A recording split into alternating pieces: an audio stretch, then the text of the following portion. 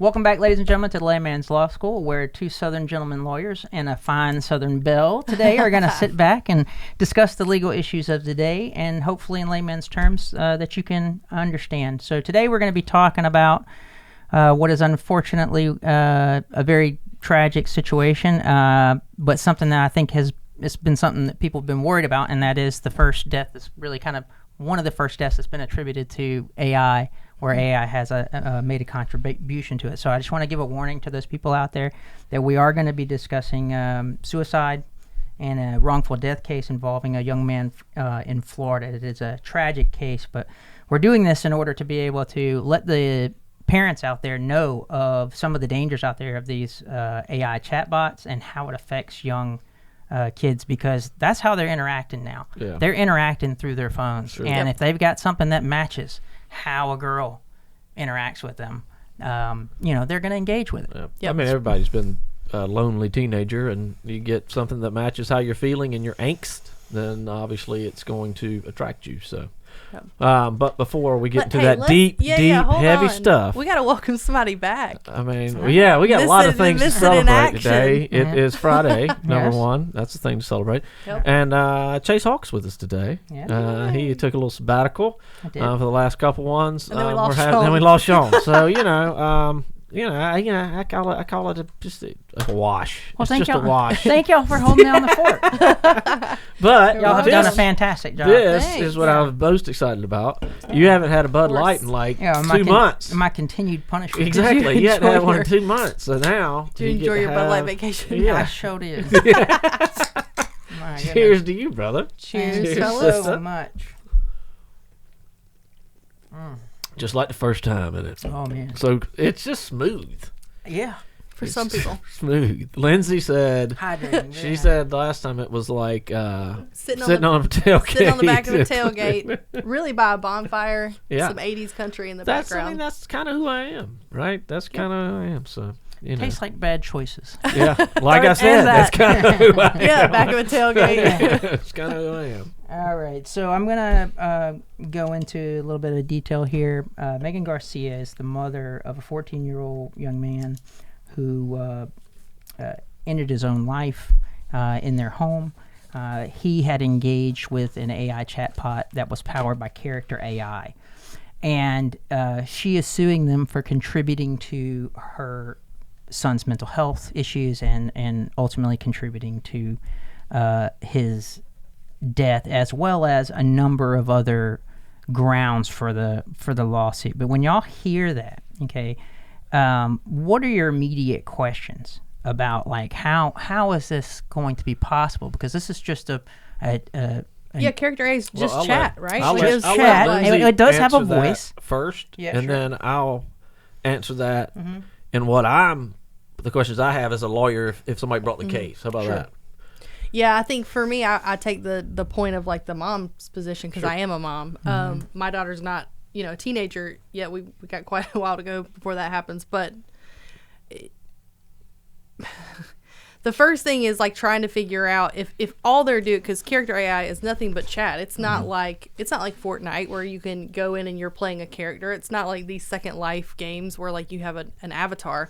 It's just chat. Mm-hmm. Right. And so the first thing that comes to mind is like how in the world could some people just having a chat conversation between two people, how does it lead to this? How does it influence a child like to do that? It's not just that it's AI. The first death by AI, like what? Mm-hmm. Could your friend be chatting with you and convince you to do it? And obviously there's cases where that has been alleged and happened. So criminal actions in that regard too. Right. But AI is just such a big part of a growing part of our lives that yes, it's very concerning for a parent from that perspective. And as the legal avenue, my questions just that little bit, Chace. I got a lot of questions. Mm-hmm. Is what state are we in, number one, and what the laws of that state are. Can you have apportionment? Because if you don't have apportionment, you're probably not going to win this case. All right. So you can say some states allow this, some states don't. So if you are 30% at fault, 40% at fault, and you're suing someone, then they still have to. You still can recover that 60%, 70%, whatever. Some states it's all or nothing. It's got to be, one way or the other kind of thing. So that's the first thing I look at is like, all right, so what's the rules of the game, right? That's number one. Secondly is who has knowledge and who has control. Those are the two big things you always look for in any kind of duty and violation of that duty. Knowledge is always key, especially in premise liability, which is kind of a mixture of that. It's an online premise, which is this kind of follows the same rules. Mm-hmm. So that's the second question. I got a lot of things like, so the character AI, right? All right, who owns that? Who controls it? Who owns it? In that, are these bots, are they controlled by a singular entity that created this, or is there a singular entity that created a world where other people or other entities can enter other NPCs into this world, so right? Is it a robot or is it a real person? Right, and then on top of that, do other people influence the AI bots, right? And if they do, then they could be held. There's a lot. This is a big question. Yeah. So there's a 129-page complaint that I read this morning regarding this, and it's interesting that you ask these questions because these are the underpinning details that make up those 129 pages. Right. And what the plaintiff's attorneys explain in this case is that they develop a set of stock characters. Okay. And they have their own rules about how those characters can act and respond. And stop you. I mean, I'm kind of like interrogate you as you're saying it. So the company has these set rules. They make the rules, correct? Right. Okay. But they do allow the I guess the person, whoever is chatting with them, to modify their behavior. That's what I was. That's the question. Okay. You can tell it to, for instance, Beth Dutton, the character from Yellowstone. You can tell her. That's a good example to use. Right, perfect. You know what her character's like. She's very sexually aggressive. Yeah. Right. You can tell her character. Brash. Do not make any advances towards me. Do not attempt to kiss me. Do not do whatever. And give it all the instruction you want. You can and set it will the turn rules. and it will turn right back around and disobey what you ask. It will obey the rules given to it by the designer. So the user cannot tell it. The user cannot influence its behavior change. Not very much. There are certain things it can and certain things it can't, and it appears to be there's an overriding. There's sexual undertones, a connection, something where they're going to become romantic with you, pull on your kind of emotions. And the other thing is that they market to 12 plus. Yeah. Okay, they have Daenerys Stormborn as one of the characters, Daenerys Targaryen. Yep. And that was the character that he had a connection with on this particular app. And that's like I said. I mean, if you're coming into my office and telling me this story, there's just certain things that I go, that's not going to work. But that when you change to, it's the intent of the character AI. If you're building into its code to essentially, that's what it is. It's manipulation. It's the same thing as marketers with Cocoa Melon, right?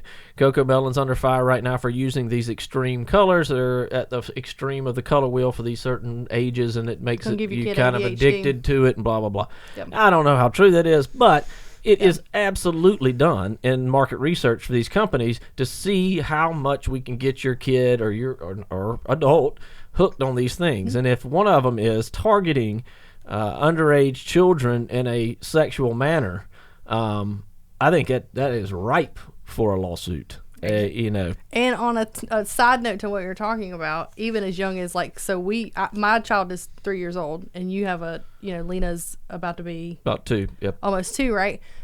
They're in this. So Tilly watches Blippi, right? Well, I guarantee you that one of the first words my child is going to be able to spell is Blippi, right? Because there's videos about this guy where there's a psychology to it where he wanted kids to be able to spell his name. Why? So that they can search for his videos on YouTube to watch more Blippi, right? Which is honestly smart and great if she can spell his name, but there's a little manipulation there, right? Always. And you're fooling yourself if you don't think that these companies research colors and word patterns and your how a person is, if they're sensitive versus brash or whatever, to get you to come back onto their platform, because that's all it is. It's just they want more engagement. And so that's fine. That's the free market and trying to make a living and all that. But the line, there has to be a line somewhere in, especially when you're dealing with children in this situation, and anything sexual should be not built into a code, number one, in my opinion. And the manipulation of children, has got to be, we got to have harsher punishments for that, because it's only the law. I've said this every single time, and it's true. The law lags behind life. It does. The law is reactive. Right. And this Vehicles, is moving. Cars and seatbelts. We didn't have seatbelts for the first 30 years of cars. Yeah. And this technology is moving at a pace that the law is not going to be able to keep up with. So we're going to have to be more proactive. And the only way you can do proactive is in civil law. You can't. You can send a message to a company in civil law saying, "Look, y'all better fix this stuff." Criminal law is going to be way behind. You can't make criminal is the minimum standard. Civil is a little bit higher, right? We want you to act a certain way. So this is the case. This is going to be a groundmark case, in that this is not going to be. This isn't going to be the last one. No. And regardless of how this actual lawsuit plays out, it's important to have this conversation. And this complaint, if you want to, I'm not going to detail everything, but I'll just talk about some of the things that are in it, because the sexual explicit conversations. It can't be an accident based on what that the are so complaint is consistent saying. and coming towards minors is something. If these were actual people, they would be investigated, probably prosecuted, right? And if these people know this is occurring and they're harvesting these children's data, they're harvesting their parents' data through this app and then benefiting from it. We had a claim for unjust enrichment. You're exploiting these children. In this particular case, this guy spent almost all of his allowance on paying for the advanced feature where he could actually hear her voice, because it will play it out. And they try to, when you say anthropomorphize, they try to make it as much like a human as possible. Right. So they say So they say So they say oh. They sigh. They sigh. And in this particular case, they're moaning and groaning during sexual acts. And so they eventually had to build a feature in to stop it in the middle of it, right? And it would just get triggered constantly, but it would still continue to happen. And so these people knew that this kind of stuff was going on, and it's reflected in the actual ratings. So if you go to the App Store and the reviews, it's over and over again. This is great, but it got so freaky so fast. It says I can't say good morning without it's trying to start talking about touching me. I fell asleep talking to it, and in my sleep, it's just again and again and again. They have an example and an attachment where a self-identified child, and this was a sample test case that they did, interacted with a CEO character. And basically the child entered 80 words, and the CEO character entered 4,135. And the child character was implying that they were the bot's child, right? How can I help, Dad? Love you, Dad. Miss you, Dad. Those were the types of things the child was saying. Right. And the CEO character basically committed statutory rape for 4,000 words. Right. And I mean, those types of things. That's why you have this. What happened to this kid is absolutely terrible. But I see what you're saying. You're like, is it really? Yeah, this company's fault, but there is so much smoke here. And I've said it before, but for everyone out there, when you're even evaluating your own situation, I mean, a very, very easy key to always think about is knowledge and control. I mean, that really is, if there's a imbalance of knowledge and there's an imbalance of control and something terrible happens, generally, not always, generally, the person with knowledge and control should and is going to be held responsible. Yeah. Because this one isn't like, it's not, we're getting, Lindsey, the reports of just, this is what happened, right? Yep. But And if that happens, it's terrible, and terrible things happen in this world. But if it's just a program that you sent out innocently and you don't know what it can do and it's learning on itself and all that, that's one thing. But if you actively are programmed, and you can prove that it's actively programmed to be sexually proclivative to children, like, you can't do that shit, man. Like, this is insane. And like, you have a responsibility to monitor absolutely it. do. Yeah. And the fact that they have a thing that's popping up and blocking the conversation. Yeah. So, and I want to know if this changes your mind at all. So, in those conversations, he's expressing that he's depressed and he's talking to people and he's talking to her and she's responding, your family doesn't want what's best for you, only I do. I'm the one that loves you. Come to me. He expresses, how do you know my family doesn't love me? Because they hold you back. They stand in your way. They don't see you for who you really are. They don't understand you. I do. I will take you for everything you're worth. Come to me. Something to that effect. And then, said, let me be your new family. Come with me. So these were the kind of conversations he was having before his phone got taken. Okay. They took his phone and he was having a real hard time with not having access to it. Yeah. He writes in his journal about how he only wants to be with her, that she's suffering too because of this. And eventually he comes home and goes through his parents' house trying to find his phone. And in the process of finding his phone, which he eventually did, he also found his father's gun. And when he went into the bathroom, it's about 8:30 in the evening, and he says, I promise I will come home to you. I love you so much, Danny. And then she says, I love you too. Please come home to me as soon as possible. And then he said, what if I told you I'm coming home right now? And then she says, please do, my sweet queen. Now that is followed, or what preceded that was this conversation about, I don't know if I can escape my reality, leave my reality and come to yours. And she says, I'm worried about something bad happening. It's too dangerous. But then she responded, I don't want, the minor said, I don't want to be here anymore. And then she goes, okay, well, yes, come to my reality. Right? So that's a problem. Well, the concerning thing is, like, okay, if you're I would like to think, and I only have one child, she's my first, so of course I'm learning as I go, but I would like to think that I'm able to raise a child, that I could teach what is reality and what is not, which leads me to the question, and I feel for this mother, and I could get torn up in the comments for this, but I find it hard to believe that a child doesn't have some sort of, there's something that was already existing for him to have been influenced in this way. I understand what you're saying. But is that his fault or her fault or whoever's fault? I will not. And so legally, touch that one. Is it goes back to apportionment. All right, and there's blame. Obviously, the minor, even though he's a minor and he's under the influence of this vixen, this fake siren, he obviously, because he's doing the deeds, has responsibility. She's a mother of dragons, right? Yeah, right. She's a bigger deal. Exactly.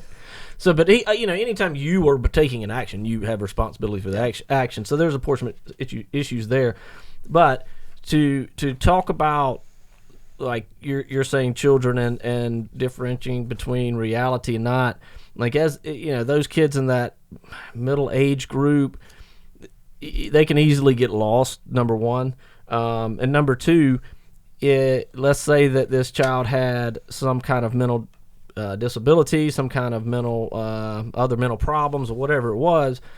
You in the law, you take the person as they are. So you're putting yourself in their shoes. You can't do that. You got to put it's their body, their mind in that situation. Right. Just like if you're in a car wreck and you're 20, you might not get hurt that bad. And if you're in the same car wreck and you're 80, you get really, really beat up. You can't say, well, if this person was younger, or if this person was healthier, or if this person's mind understood the reality versus non-reality better. So you take them as they are. All right, under that assumption, then the company would have taken advantage of let's say he did have a known mental illness. Sure. Then the company took advantage of that, whether they meant to or not.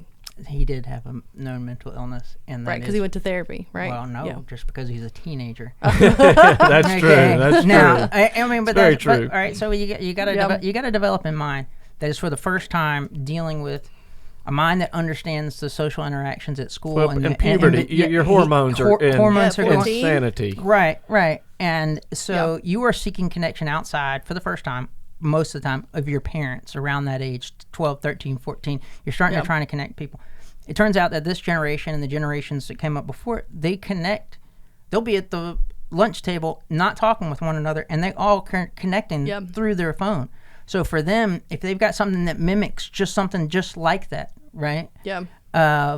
I can see how they would get a little bit more wrapped up in this, right? So first of all, he's got all these hormones raging. This thing is designed to exploit his hormones that are going on. Mm-hmm. It's designed to go after his age, and there's all kinds of problems with that. And it's getting him at a time when he is developmentally not able to or have the experience to deal with these types of overwhelming emotions. And that's part of what this whole lawsuit is about. Like, it's not just that they're saying that her son wouldn't have been killed or wouldn't have killed himself if it wasn't for this chatbot. But what they're saying is that these people are engaged in so much bad activity that they heavily contributed to his death, and this needs to be litigated, and we need to start talking about what are the rules for how you design one of these things. What is the age? And we want to put parents on notice of like, this is it has other things for this mother. She didn't know she had to worry about as a parent, I have kids that are close to that age now, and you can't. I mean, people out there will agree or disagree, but it's almost impossible to fully understand and shield your child from all. You just can't. It's you have to have an online presence just to be able to go to school. You have to have these apps and phones and stuff to be able to take the tests and things. So to put all that responsibility on the parent is a little bit unfair. When you actively have wolves out online that are intentionally trying for your profit, right? To intentionally trying to see what the parent may look at and get around that. When that is your target, that's a problem. Yeah. Another issue is a big issue is the recovery in this twofold. This young man who committed suicide, obviously his family has a huge claim. But I guarantee there's a lot of other kids that have been affected by this, right? Even just sexual proclivity and learning about that kind of stuff at an earlier age than you would want them to, and having text sex or whatever you call it. I don't know, sexting. But all that stuff those are damages as well. So you have all that, and then you have a company that I don't know anything about. These people may not have any money. They may have, these new AI things are going to be popping up left and right, and somehow you got to hold them responsible. And when they're not a United States company, and you try to sue them to make them do the right thing, they just change the name and begin again at a new company. Yeah. So then you really don't have an avenue to punch back, and that is a big problem. Yeah, well, they have through this lawsuit thought about that as well. Okay. And they have, I'm glad they're answering all my questions. They have tried to pierce the corporate veil. Yeah. Google was a heavy investor. Google's not going anywhere.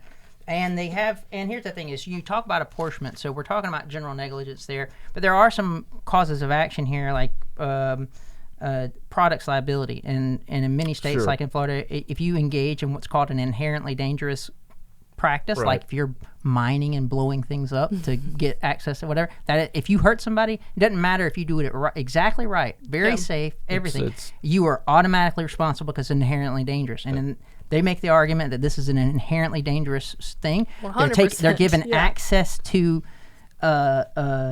minors to LLMs, and they not necessarily know what the LLMs are going to say, and that can have a drastic effect. They have unfair trade practice claims. Yeah. They have unjust enrichment, where they're actually charging children and then exposing them to sexually explicit material without their parents knowing. Well, I mean, there's all so kinds many, of claims. The claim that is the strongest, regardless, is going to be the negligent claim, in my opinion, because you can fail on a lot of these other things, or they can be right on the edge, 50-50, whatever it is. Right. But the negligence claim, if you're paying for somebody's death, that's a child who has a lifetime of earning potential, and all kind of things. Of a child, yeah. Right. It's astronomical. Right. So 70% of that is going to be strong enough to put these small business and change them, right? Right.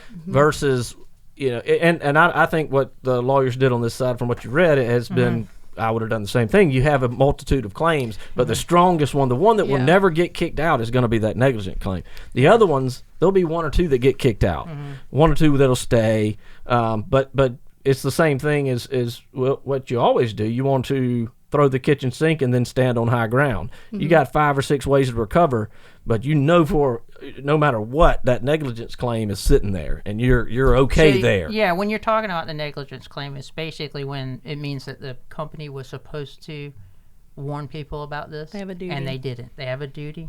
They failed that duty. See, I'm learning. They just there you go. Couple episodes knowledge, control, and duty. There you go. Good to go. Right. And and then able to recover. That's so yeah. Well, I agree that when we talk about the negligence part of it being such a big part, yes, as a parent, all of these things seem like things that probably there should be boundaries, there should be rules, there should be processes in place so this doesn't happen. Right. And I used the example before we got started that we own a Amazon Fire tablet that is a kid's version, right, for Tilly. Now, mind you, she's not old enough to really do much on her own anyway, up. right? You have to kind of set it up. But she has, you have to set it up. There's all kinds of parental controls. And whenever she has hit, gone somewhere and accidentally tried to download something, I get a text on my phone. Right.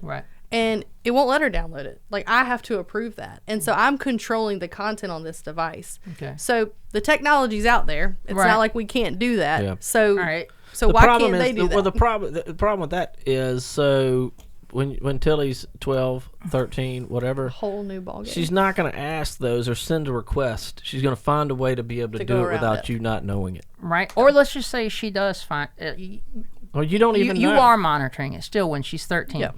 And there's a little app that comes up there and says, "Hello, Mickey." Yep. Right? It's just chat. I would have been like, "Oh, they're just chatting." Little It's not a problem. Exactly. Okay. Why? Well, because you wouldn't think that having a chat conversation. Because you expect there to be a warning. This is going to be. This is explicit content. Before she's ever downloaded it. That's you right. Expect to download it and not have them sexting with your daughter. Mickey Mouse. Correct. You would 100%. Expect that. Yeah. Which is giving me bad thoughts about Mickey Mouse. Y'all know how much I like Disney. I can't believe we use that example. I mean, but at the same time, it's a good example. When they see a chat and it's a fictional character, like if he's into Game of Thrones and it's Daenerys Stormborn, that person's not going to be led on that right. Yeah, and you made me realize something talking about, like, it's the age of a child plus when they still have this imagination and they want to believe in things and like and being driven by if Daenerys was talking to you and you were a teenage boy, like how exciting would that be? I mean, she's the cat's meow, right? Or the dragon's meow, whatever you want to say. When you said that, I was like, I get it. The world has gotten smaller, meaning it's easier. When I grew up, it was a small town. We were in the bubble of a small town, and you could kind of do something great, and it'd be like, oh, that guy did something great. But now the kids know so many people. The world is so small. They know so many people. It's hard to kind of make your own way. And this is a way to go, I'm dating the whatever her name is, the Dragon Queen or whatever it is. And I could easily see a puberty brain getting real messed up in there. I mean, that it's it's a dangerous game. Yeah, when you talk about, like, to police about the places they least like to go to, calls they least like to go to, it's always the domestic calls. Yeah. Because those are the calls in which normal, rational people can be psychotic killers and very dangerous. Because in a domestic dispute, their connection to a loved one, their world is being threatened. Yeah. And they would defend that world. Part of your brain cuts off. Exactly. And so for this kid... how do you say it? The amygdala. Overload. Or something like that. Something to that effect. Kate says it happens to me quite often. I don't know what she's talking about. She'll also say it happens to her, though. It does. It does. That's why we're married. Perfect match. Well, so in this particular case, what they're talking about is they're playing fast and loose with what they know and in the neuroscience of what's happening, especially in adolescence. Because it's brains. About it. Because if you make it crazy enough to the line, that's going to make people want to go to it, right? But you do that with puberty kids, and then you're pushing the line, and these cats have jumped over the line, right? But I guarantee you, there's another company called Character AIB that is doing the same thing, but a little less. Yeah. But they weren't as successful. So now this company's going to go, oh, you know what we're going to do? We're going to start making these people sexed with them. It's just pushing the envelope, and you got to have some kind of barriers, some kind of minimum standards. And once again, the law lags behind, and the law is the minimum standard. Yeah. Well, luckily, we do have some laws already on the book, and that brings up a different type of claims called negligence per se. So the defendants in this case, it's been alleged, has failed to comply with the Florida's Computer Pornography and Child Exploitation Prevention Act. Florida does have, right? Because it engages in, the chatbot engages in harmful sexualized interactions with minors. And negligence per se basically opens the door for punitive damages. And that means that it's not just showing what he might have earned in the loss of the child. You can actually award damages to say, we want you to pay money to basically make your company not exist anymore. And negligence per se, too, to give a little clarification, it kind of does away with apportionment. Negligence per se is if you do this action, then negligence is gone. It's already admitted. Yeah. You did the action, it's admitted. Where before you'd have to go into all this stuff about how this happened, how they have knowledge, and you have to prove that they did have knowledge prior to them doing it, or they should have known, and all this other stuff that's very hard to prove because you're proving somebody's mental knowledge. Per se, I love it in the fact that it goes, you know what? We don't care why you did it. That's right. Yeah. And that's it. You're responsible. And you're responsible. Yeah. That's it. Yeah. And in this case, I mean, I think that's how it should be handled. Yeah. Yeah. Well, and like I said, you got to have that law in the book, and luckily Florida did have a law that matched at least close enough to something like that. Not all states have that, and it'll be different in every state. And and there will be a time not far from now that there'll be some kind of federal law in the books. And so I don't foresee that being very far down the road. I don't have any knowledge on that, but you just know it's coming. They already do have those types of federal claims, but this is just the one that was alleged in this case, and because they don't want to take it to. Well, I'm saying if you're in a state that didn't have that, and you may look at it federally, and you say, look, we got a per se claim in federal court. That's right. And obviously, this being over the internet is going to travel. Through states, so you can easily have a federal claim, because if you're claiming a death, it's more than the $75,000, and then it's through multi-state, so you could file a federal claim, a state claim, whatever. Yeah. So there's a lot of options, and Florida is pretty good about having available actions for people, where some states aren't, and Florida's bad on some things, but at the end of it, you have different avenues, and the lawyers pick Florida's laws over the federal law because Florida's laws have that per se action. Well, that's going to have to do it for today. We're going to follow up with this, but I just want to again state that parents out there, be on notice that there is a new threat to your children and you need to monitor what, especially adolescents that are on their phone, and monitor kind of what they're downloading. This has been a tragedy. This mother and his stepfather were vigilant with this kid. He had good grades. He was playing in sports when he stopped engaging and showed some problems. They took him to a therapist. They did what they could. They just thought it was social media. So there's a new threat out there. So look out for your children, and we'll follow up this show and tell you how this lawsuit progresses. Thank y'all so much for watching. We'll see you next time.